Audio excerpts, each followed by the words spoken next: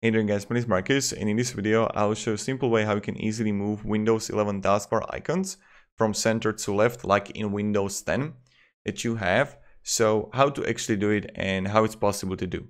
What you need to do is this. Go to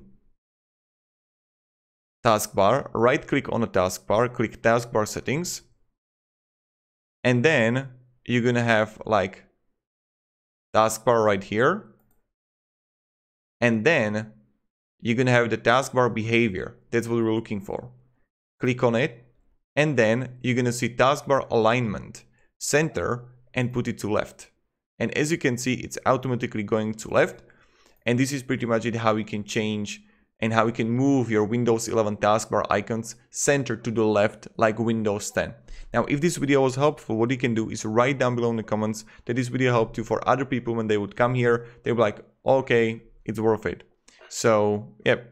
Thank you very much guys for watching. This is how you can move Windows 11 taskbar icons center to left like Windows 10. See ya.